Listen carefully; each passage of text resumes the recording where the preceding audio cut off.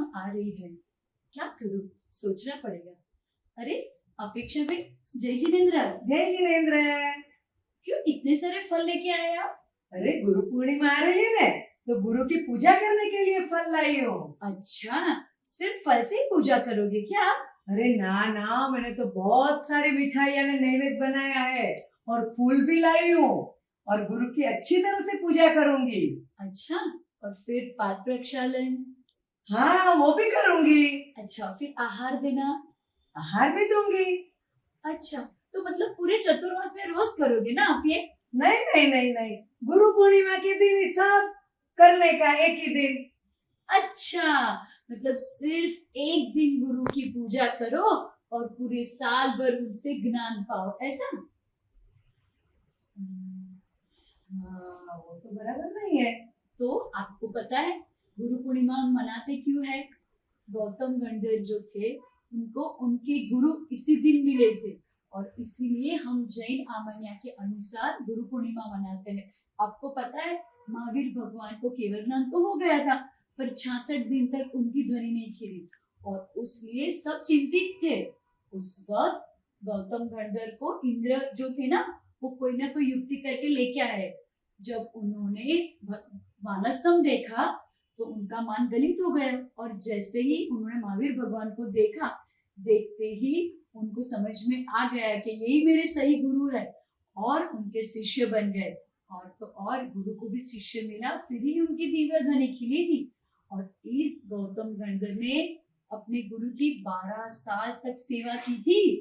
उनसे ज्ञान तो अर्जन किया ही किया था, पर उनके पद कमलों में बैठ के उनकी कितनी वैयावृत्ति की थी, कितनी सेवा की थी। आपको पता है क्या उसके बारे में? ना, नहीं पता है मुझे। मतलब देखो, जैसे गौतम गणधर ने अपने गुरु के पास से इतना सारा नॉलेज कैसे इकट्ठा किया, उनके पास वो जुड़े रहे, ठीक उसी तरह हमें भी इस गुरु पूर्णिमा में क्या करना चाहिए? अपने गुरु के पास जाना तो चाहिए, बहुत अच्छी बात है। गुरु पूर्णिमा के दिन हम गुरु की पूजा करें, पात्र प्रक्षालन करें, आहार दें, पर सिर्फ गुरु पूर्णिमा के दिन ही नहीं, साल भर भी हमें गुरु के आहार की व्यवस्था करनी चाहिए, उनके विहार में उनका सहयोग करना चाहिए।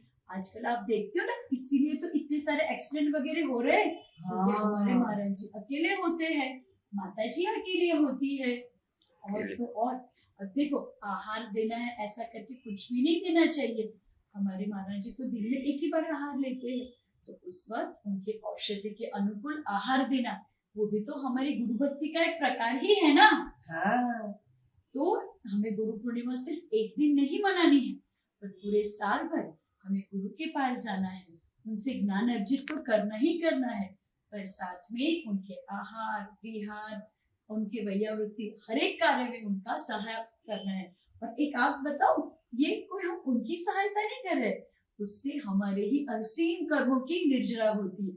और देखो हम कितने भाग्यशाली हैं, हमारे पंच परमेष्टि में से 3 परमेष्टि आचार्य, उपाध्याय और सर्व साधु अभी भी विराजमान है। तो सोचो, इन परमेष्टियों की हम सेवा आराधना करें तो क्या उनके नाम मात्र बोलने से हमारे पाप कटते हैं?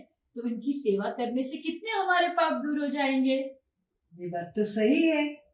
तो आप सब भी जानिए, सिर्फ गुरु पूर्णिमा के दिन ही नहीं, पूरे साल भर में आप गुरु की सेवा कीजिए, पूजा कीजिए, उनसे ज्ञान अर्जन कीजिए, तभी हम मनाएंगे सही गुरु पूर्णिमा।